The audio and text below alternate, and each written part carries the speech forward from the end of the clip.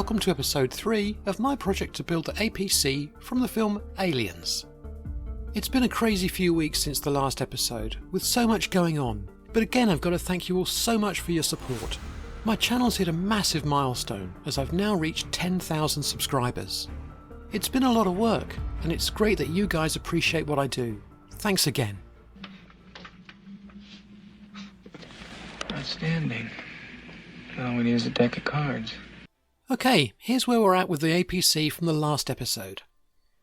The main hull components have all been printed and assembled, and I've installed magnets to attach the turrets and the wheels, which now house large bearings so they rotate freely and don't wobble.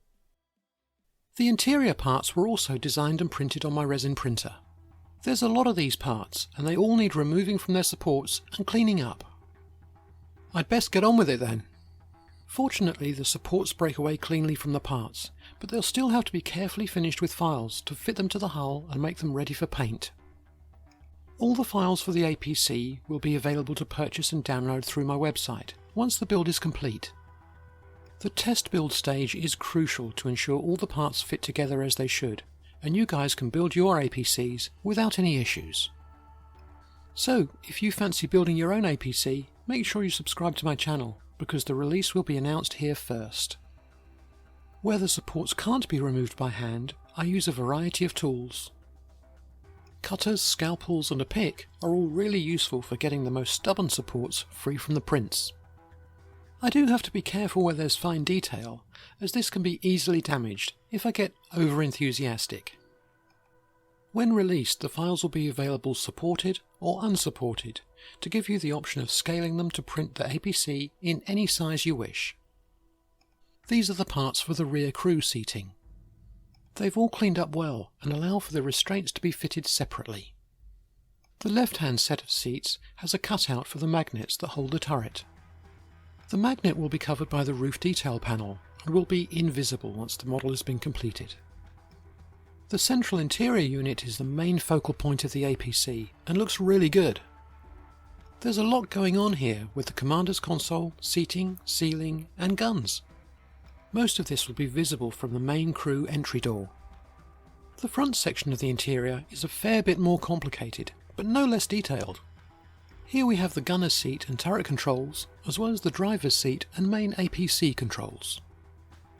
In the last episode I mentioned lighting the interior, and I've had many sleepless nights since, just trying to plan how I'm going to do it. I've looked at quite a few options and I now have half a plan. I've marked out where I'm going to run the wiring and where I need to chase out the walls and ceiling to run the wires.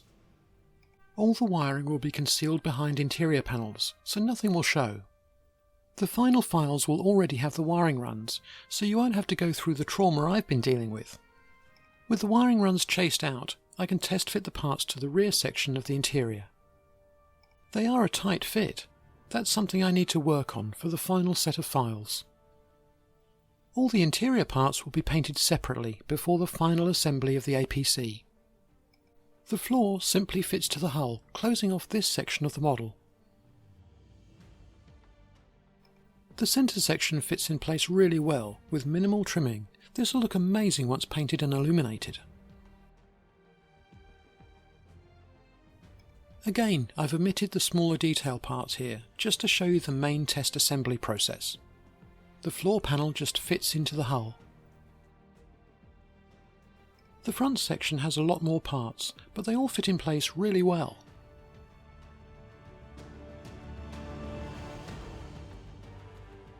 There's so much going on in the APC, it would make a great cutaway model, right along the centre line. Now that would be cool.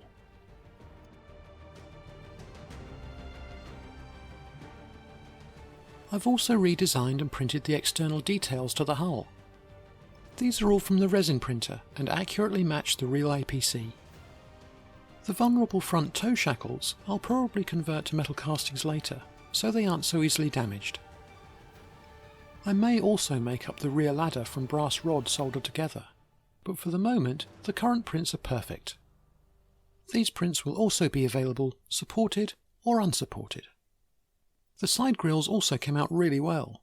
These will look great when the APC finally gets a coat of paint. Again, these parts are easily broken away from their supports, but taking care not to accidentally damage the more fragile parts. There are 2 driver's doors, so you'll have the option of having it in the open or closed position. By now you'll probably have been wondering what about the grille in front of the searchlight, and the other fine details on the upper hull and the windscreen surround. Well, I will include files for you to print them, but these parts will be delicate and vulnerable, so I'm going to go for another technique, photo etching. For those of you who don't know, this is a method of selectively removing metal from a sheet material using chemicals. This isn't something you really want to do yourself. Instead, I designed the artwork I needed for the parts and sent off the file. This was designed in Coral Draw. The black areas are where the metal is untouched, the white is where it's removed completely, and the red is where it's removed to half the depth of the metal. The artwork allowed for the APC in 1/24 scale and for the radio-controlled 1/16 scale version. The design is then repeated to fill a standard sheet size and format, with the necessary etching details also added. It's then just emailed off to the etching company. I use 4D Model Shop, who offer a variety of services and do a lot for film and television. I've dealt with them before, and they offer a great service. While the photo etchers were doing their thing, I decided to get cracking on the 1/16 scale radio-controlled APC. I decided that designing the parts to be printed in 4 sections on an FDM printer would be the best option. This would minimise any distortion and print more reliably than resin printing, but the prints would take considerably longer and require a lot of cleanup. The hull parts will be able to be printed on most standard FDM printers without any issues. The largest part being 215mm wide, 128mm deep, with a maximum height of 162mm. So if your printer can handle that, you're golden. I divided the hull up in such a way to minimise the need for supports, to save time and on materials. The front and rear sections, however, would need supports. This was going to be inevitable. Here the front section is being prepared in my slicer software. Each of these parts took 4 days to print, which is a little nerve-wracking when you're 3 days in. While the FDM printer was running, I got cracking on the rest of the hull parts for the APC in 1/16 scale. I had to do some tweaking so I could use the same magnets and print the rear vents separately, but everything printed without a problem. Again, the supports are removed as before. Being larger than the 1/24 scale model, the parts came out even better. Everything is really chunky, no fiddly detail here. The 1/16 scale APC is going to be an absolute weapon. With the hull parts printed, pretty much all that was left was the wheels and tyres. The wheel hubs need to be strong, so I opted to print these in ABS on my FDM printer. All these prints are fresh from the printer. There are 3D printable resins that will create a soft black rubber tyre, but they're expensive and hard to print, so I'll be looking at a different option for my tyres. If you have any ideas, let me know in the comments. First I need a master, and the resin printer is perfect for that with the standard resin. The hubcaps for the wheels are also easily printed on the resin printer. The tyre needed a lot of supports to ensure the tread pattern would print completely.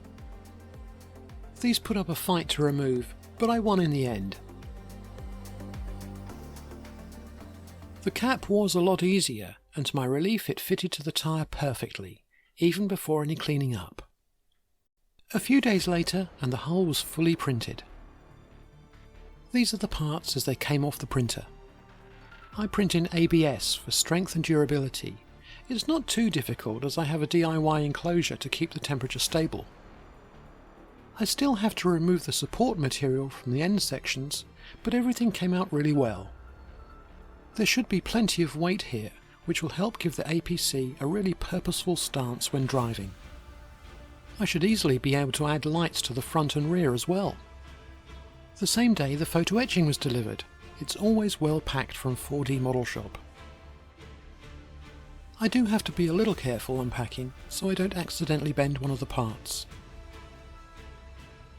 The A4 brass sheets look great, everything is clean and crisp. These will look way better than the 3D prints and be a lot more durable. Okay, let's cut off one of the frets and take a closer look. I just use tin snips for etchings. As long as they're sharp and clean, they cut really well.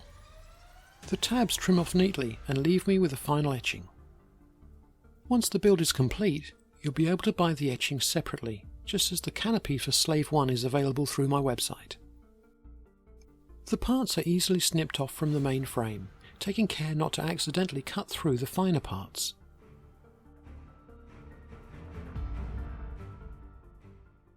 And here they are, all cleaned up with the tabs filed down. Some of the parts are designed to be folded, like the grille for the searchlight. This is thickened with an additional frame on the front. The castellated brackets on the upper front edge of the hull are also folded up, as is the tiny pyramid guard that goes in the middle. The same is done for the 1/16 scale parts, but these are a lot less fiddly.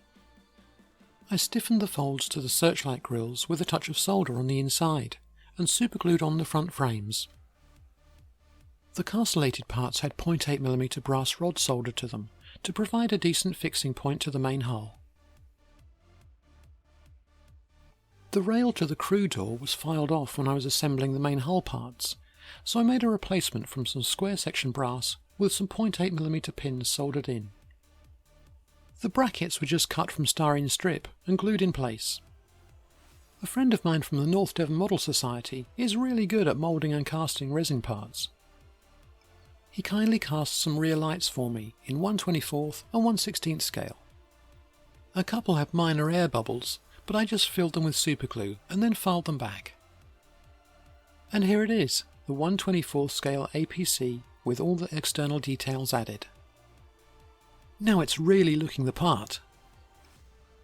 None of these parts are glued on. That'll come once the lighting is installed and the interior is painted and fitted. That'll come in the next episode. I've been researching various LED options, including induction, but the range is woeful and I can't get white, and they're too bulky. I think old school will be the way to go with the lighting. I've added handrails and guards to the rear lights, all bent from 0.8mm brass rod. This is the final form of the APC. Let me know what you think of it in the comments. Personally, I'm really pleased with it. I do need to refine the finishing areas, but that'll come in due course. And here's some studio shots for you to enjoy. I put an LED torch inside to light the headlights, just to get an impression of how it will look. It has just the right stance and look to match the studio original, and will look great painted. Although it is just a single colour, there are quite a few techniques to create variation and interest in the final finish. The interior will be a challenge, but I think if I can get the lighting right, it'll look spectacular. I hope you enjoyed this episode of my Aliens APC build. If you did, please share with your friends and make sure you subscribe to my channel. It really helps me a lot. So you catch my next video when it goes live, click on the bell icon. To learn about some of the techniques I use, check out my how-to series to find out more about moulding, casting, CAD design and 3D printing. If you have any questions about this build, just leave them in the comments and I'll get back to you. Thanks for watching.